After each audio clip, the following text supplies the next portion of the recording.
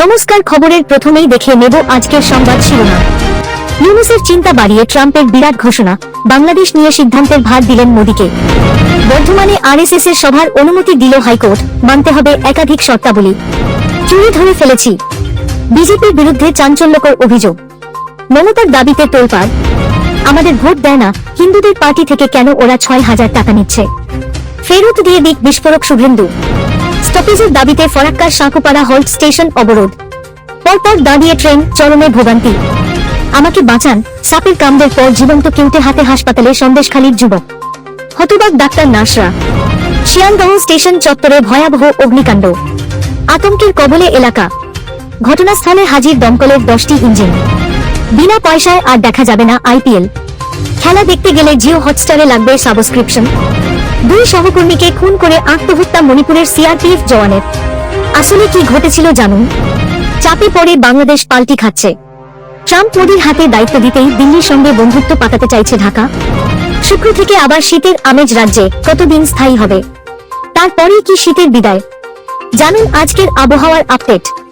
সংবাদ শিরোনামগুলো শুনছিলেন, এবার জানাবো পুরো সংবাদ। প্রতিদিন সঠিক খবর নিয়মিত শোনার জন্য সাবস্ক্রাইব করুন নববার্তা ইউটিউব চ্যানেলটিকে। আসছে বিস্তারিত খবরে। ডোনাল্ড ট্রাম্প দ্বিতীয়বার আমেরিকার মসনদে বসার পর প্রথমবার তাঁর মুখোমুখি হলেন প্রধানমন্ত্রী নরেন্দ্র মোদী। বৃহস্পতিবার হোয়াইট হাউসে ট্রাম্পের সঙ্গে বৈঠকে বসেন মোদী। সাংবাদিকদের মুখোমুখি হয়ে শুরুতেই নরেন্দ্র মোদী বলেন, আমার ও প্রেসিডেন্ট ট্রাম্পের মধ্যে একটি বিষয় মিল রয়েছে। আমরা দুজনেই আমাদের দেশকে সবার আগে গুরুত্ব দিই। অন্যদিকে মোদীর প্রশংসা করে ট্রাম্প বলেন, উনি ভারতে দারুণ কাজ করছেন। আমার সঙ্গে ওর এক সুন্দর বন্ধুত্বের সম্পর্ক রয়েছে। বাংলাদেশ থেকে রাশিয়া ইউক্রেন যুদ্ধ, সাংবাদিকদের একাধিক প্রশ্নের মুখোমুখি হন দুই রাষ্ট্রনেতা। বাংলাদেশের বর্তমান পরিস্থিতিতে আমেরিকার ভূমিকা নিয়ে প্রশ্ন উঠতেই ট্রাম্প বলেন, আমেরিকা বাংলাদেশের সঙ্গে কোনোভাবেই জড়িত নয়। বাংলাদেশের সমস্যা সমাধান করার ভার আমি প্রধানমন্ত্রী মোদীর ওপর ছেড়ে দিলাম, যা বাংলাদেশের অন্তর্বর্তী সরকারের জন্য বেশ চাপের বলেই মনে করা হচ্ছে। বর্ধমানে রাষ্ট্রীয় স্বয়ংসেবক সংঘ আরএসএস প্রধান মোহন ভাগবতকে সভা করার অনুমতি দিল কলকাতা হাইকোর্ট। তবে বেশ কিছু শর্ত বেঁধে দেওয়া হয়েছে। শর্ত মেনে সভা হবে আগামী 16 ফেব্রুয়ারি। বর্ধমানের তালিত সাই কমপ্লেক্সের মাঠে ওই সভা হবে। আদালত জানিয়েছে, সভা করতে হবে ন্যূনতম শব্দে। শুক্রবার এই রায় দিয়েছেন বিচারপতি অমৃতা সিনহা। তবে একাধিক শর্ত চাপিয়েছে আদালত। বিচারপতির নির্দেশ, 1 ঘন্টা 15 মিনিটের মধ্যে সারতে হবে সভা। কোনো পরীক্ষার্থীর যাতে অসুবিধা না হয় সেই চেষ্টা করতে হবে। শব্দ নিয়ন্ত্রণের জন্য ব্যবস্থা নিতে হবে। যতটা সম্ভব কম শব্দ ব্যবহার করে সভা করতে হবে। আয়োজকরা জানিয়েছে, লাউডস্পিকারের পরিবর্তে সাউন্ড বক্স ব্যবহার করা হবে। বছর ঘুরলেই রাজ্যে বিধানসভা নির্বাচন। এখন থেকেই তা নিয়ে ময়দানে নেমে পড়েছে বিভিন্ন রাজনৈতিক দল। এবার যেমন বিজেপির বিরুদ্ধে বিস্ফোরক অভিযোগ আনলেন রাজ্যের মুখ্যমন্ত্রী তথা তৃণমূল সুপ্রিমো মমতা বন্দ্যোপাধ্যায়। চুরিটা আমরা ধরে ফেলেছি, জোর গলায় বলেন তিনি। তৃণমূল নেত্রীর অভিযোগ, প্রত্যেকটি বিধানসভার ভোটার তালিকায় 20 থেকে 30,000 ভুয়ো নাম ঢোকানোর জন্য বাংলায় এসে বাবুরা বসে রয়েছেন। তবে আমরা কিন্তু এই পরিকল্পনা ভেস্তে দেব, কারণ অন্য রাজ্য যেটা পারে না, বাংলা সেটা পারে। চুরিটা আমরা ধরে ফেলেছি বলে দাবি করেন মুখ্যমন্ত্রী। মমতার প্রশ্ন, আধার কার্ড, ভোটার লিস্টে নাম তোলার কাজ কেন অনলাইনে হবে? ফিজিক্যাল ভেরিফিকেশন কেন করা হবে না? এভাবে জালিয়াতি করেই নির্বাচনে কারচুপির চেষ্টা চলছে। এই বিষয়ে বিজেপি, নির্বাচন কমিশন, সিবিআই, ইডি প্রত্যেককে একযোগে আক্রমণ সানিয়ে মুখ্যমন্ত্রী বলেন, ভোট এলেই এরা চলে আসে। আমি এদের ভুতুরে রাজনৈতিক দল বলি। রাজ্য বাজেটের তীব্র বিরোধিতায় শুভেন্দু অধিকারী। মমতার বাজেটকে দিশাহীন বলে কটাক্ষ শুভেন্দুর। বাজেটে ডিএ বৃদ্ধির প্রস্তাবকে কটাক্ষ শুভেন্দুর। বাজেট নিয়ে তুলোধনা শুভেন্দুর। ফরাক্কার সাঁকুপাড়া হল্ট স্টেশনে স্টপেজের দাবি। শুক্রবার সকালে রেল লাইনে বসে পড়েন এলাকার বাসিন্দারা। চলে স্লোগান, যার জেরে আটকে পড়ে মালদহগামী মালবাহী ট্রেন এবং জঙ্গিপুরগামী একটি প্যাসেঞ্জার ট্রেন। চূড়ান্ত হেনস্থা হতে হয় যাত্রীদের। দীর্ঘক্ষণ পর রেলের আধিকারিকের আশ্বাসে স্বাভাবিক হয় পরিস্থিতি। জানা গিয়েছে, সাঁকুপাড়া হল্ট স্টেশনে আগে কাটিহার এক্সপ্রেস ও একাধিক ট্রেন দাঁড়াত, কিন্তু করোনাকালে তা বন্ধ হয়ে যায়। পরে পরিস্থিতি স্বাভাবিক হলেও আর স্টপেজ দেওয়া হয়নি বলেই অভিযোগ। ফলে ওই এলাকার বাসিন্দাদের অনেক দূরে গিয়ে ট্রেন ধরতে হয়। সেই কারণে দীর্ঘদিন ধরেই এলাকার বাসিন্দারা স্টপেজের দাবি করছিলেন। এ বিষয়ে মালদহ ডিআরএমকে আবেদনও জানানো হয়েছিল, তাতেও লাভ হয়নি। এরপরই অবরোধের পথে হাঁটলেন স্থানীয়রা। শুক্রবার সকালে রেলওয়ে প্যাসেঞ্জার ওয়েলফেয়ার অ্যাসোসিয়েশনের নেতৃত্বে রেল লাইনে বসে পড়েন এলাকার বাসিন্দারা। স্টপেজের দাবিতে ওঠে স্লোগান, যার জেরে একাধিক স্টেশনে ট্রেন দাঁড়িয়ে পড়ে। রাতে ঘুমতে যাওয়ার সময় সাপে কামড়েছে। ঘাতক সাপটিকে ধরে শতান হাজির সরকারি হাসপাতালে।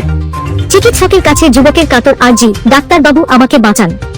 সাপ ধরে এনেছি। বুধবার রাতে ঘটনাটি ঘটে ক্যানিং মহকুমা হাসপাতালে। এমন ঘটনায় হাসপাতাল চত্বরে ব্যাপক চাঞ্চল্য ছড়িয়ে পড়ে। জীবন্ত সাপ দেখতে হাজির হন রোগী ও রোগীর পরিজনেরা। প্রসঙ্গে আক্রান্ত যুবক বলেন, মশারি টাঙাতে গিয়েছিলাম। মশারির এক ক্যানে কেউটে সাপটি ঘাপটি মেরেছিল। আচমকা বা পায়ে কামড় দেয়। সাপ ধরে সোজা হাসপাতালে চলে আসি। কর্তব্যরত সর্প বিশেষজ্ঞ চিকিৎসক রায় যুদ্ধকালীন তৎপরতায় ওই যুবকের চিকিৎসা শুরু করেন। যুবককে সাপে কামড়ানোর প্রতিষেধক দেওয়া হয়। ক্যানিং মহকুমা হাসপাতালের সর্প বিশেষজ্ঞ চিকিৎসক ডা রায় জানিয়েছেন, সাপে কামড়ানোর সঙ্গে সঙ্গে ওই যুবক সময় নষ্ট না করে হাসপাতালে আসায় চিকিৎসায় সুবিধা হয়েছে। তবে এক্ষেত্রে সাপ ধরে কিংবা মেরে আনা উচিত নয়, কারণ এই সাপ ধরতে গেলে সে দ্বিতীয়বার কামড় দিতে পারে। সেক্ষেত্রে বিষের মাত্রাও বাড়বে, বিপদ হতে পারে। তিনি আরো বলেন, একটু গরমের পড়তেই চলতি বছরের প্রথম থেকেই শুরু হয়েছে কেউটের দাপট। সাধারণ মানুষকে সচেতন থাকতে হবে। সাপের উপদ্রব বাড়বে, সেক্ষেত্রে কামড়ের ঘটনা ঘটবে। বৃহস্পতিবার রাতে আচমকাই শিয়ালদহ স্টেশন চত্বরে আগুন। স্টেশন লাগোয়া ব্রিজের নিচে প্রাচী সিনেমা হলের সামনে দাউ দাউ আগুন জ্বলতে দেখা গিয়েছে। আগুন লাগার সঙ্গে সঙ্গে হুড়ুহুড়ি পড়ে গিয়েছে এলাকায়।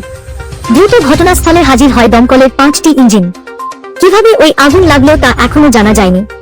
যেভাবে আগুন ছড়াচ্ছে তাতে আপাতত 5টি দোকানে আগুন লাগলেও তা আরো ছড়িয়ে পড়ার আশঙ্কা রয়েছে। যদিও দমকল ইতিমধ্যেই যুদ্ধকালীন পরিস্থিতিতে আগুন নেভানোর কাজ শুরু করে দিয়েছে। এই মুহূর্তে এলাকায় রয়েছে 10টি ইঞ্জিন। এখনো পর্যন্ত কোনো হতাহতের কথা জানা যায়নি। এদিন আগুন লাগার খবর পেয়ে দমকল দ্রুত হাজির হয়ে আগুন নেভানোর কাজ শুরু করলে তাদের সাহায্যে এগিয়ে আসতে দেখা যায় স্থানীয় বাসিন্দাদের। তারাও হাত লাগান আগুন নেভানোর কাজে। কি কারণে আগুন লাগল তাও খতিয়ে দেখা হচ্ছে।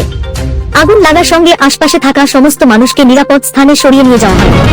ইন্ডিয়ান প্রিমিয়ার লিগ বিশ্বের সবচেয়ে জনপ্রিয় ক্রিকেট লিগ। সার্বিকভাবে জনপ্রিয়তার নিরিখে গোটা বিশ্বের একেবারে প্রথম সারির ক্রীড়া প্রতিযোগিতা আইপিএল।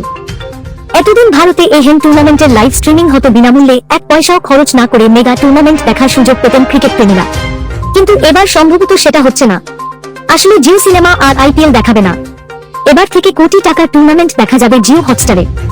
জিও এবং হটস্টারের সংযুক্তিকরণের পর গঠিত হয়েছে জিও স্টার। জিও সিনেমা এবং হটস্টার দুটি অ্যাপকেই ঢেলে সাজানো হয়েছে জিও হটস্টার হিসেবে। সূত্রের দাবি, এবার থেকে আইপিএল এর সামান্য কিছু মিনিট বিনামূল্যে দেখানো হবে। ওই কয়েক মিনিট শেষ হয়ে গেলেই সাবস্ক্রাইব করে খেলা দেখতে হবে। খেলা চলাকালীন ওই বিনামূল্যের কয়েক মিনিট শেষ হয়ে গেলে দর্শকদের পাঠানো হবে সাবস্ক্রিপশন পেজে।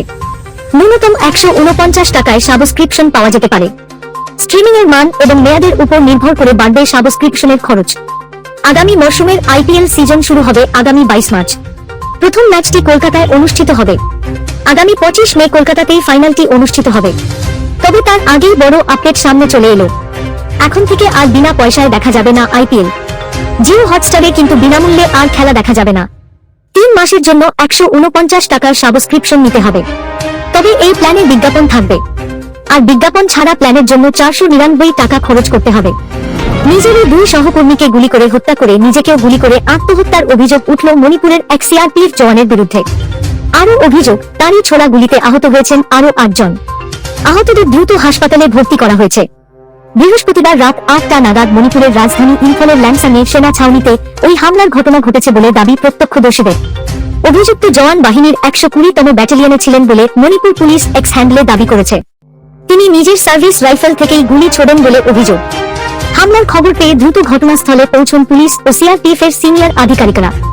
আহত জওয়ানদের দ্রুত ইম্ফলেরই রিজিওনাল ইনস্টিটিউট অফ মেডিকেল সায়েন্সেসে ভর্তি করা হয়েছে।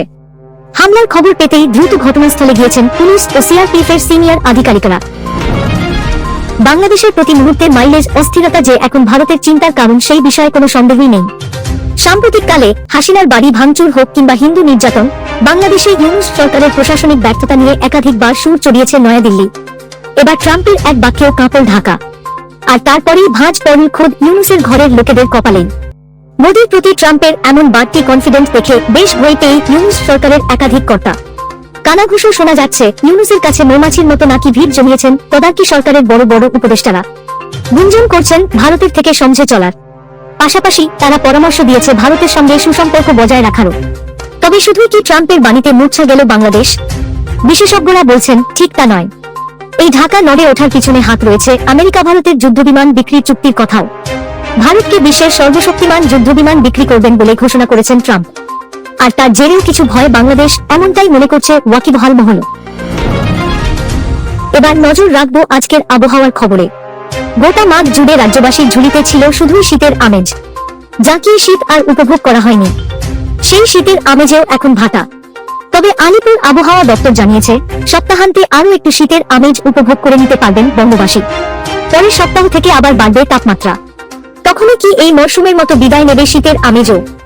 আলিপুর হাওয়া অফিস জানিয়েছে, আগামী দুদিন রাতের তাপমাত্রা নামতে পারে 3 থেকে 4 ডিগ্রি সেলসিয়াস। আগামী 17 ফেব্রুয়ারি থেকে আবার বৃদ্ধি পাবে তাপমাত্রা। রাতের তাপমাত্রা তখন 2 থেকে 3 ডিগ্রি সেলসিয়াস বৃদ্ধি পেতে পারে। তারপর শীতের আমেজ আর ফিরবে কিনা সে নিয়ে স্পষ্ট করে এখন কিছু জানায়নি হাওয়া অফিস। দক্ষিণবঙ্গ আপাতত শুষ্কই থাকবে। তবে আগামী বুধবার কলকাতা, উত্তর ও দক্ষিণ 24 পরগনা, হাওড়া, হুগলি, পূর্ব এবং পশ্চিম মেদিনীপুরে হালকা বৃষ্টির সম্ভাবনা রয়েছে। বিক্ষিপ্তভাবে হালকা বৃষ্টির সঙ্গে দার্জিলিং এর উঁচু পার্বত্য এলাকায় হালকা তুষারপাতের খুব সামান্য সম্ভাবনা রয়েছে। দার্জিলিং, জলপাইগুড়ি এবং কালিম্পংয়ের পার্বত্য এলাকায় বৃষ্টির পূর্বাভাস রয়েছে। বজ্রবিদ্যুৎ সহ হালকা বৃষ্টি হতে পারে সেখানে। শনিবার থেকে আকাশ পরিষ্কার হওয়ার সম্ভাবনা রয়েছে। দক্ষিণের কিছু জেলা কুয়াশাচ্ছন্ন থাকতে পারে। শুক্রবার সকালে উত্তর 24 পরগনা, পশ্চিম বর্ধমান, বীরভূম, মুর্শিদাবাদ, নদিয়ায় হালকা থেকে মাঝারি কুয়াশা থাকতে পারে। শনিবার এই জেলাগুলির সঙ্গে দক্ষিণ 2-4 পরগনা, পূর্ব এবং পশ্চিম মেদিনীপুরেও হালকা থেকে মাঝারি কুয়াশা থাকতে পারে। কুয়াশার জন্য শুক্র এবং শনিবার সতর্কতা জারি করা হয়েছে দার্জিলিং, জলপাইগুড়ি, কোচবিহারে। সেখানে দৃশ্যমানতা নামতে পারে 199 থেকে 50 মিটারে।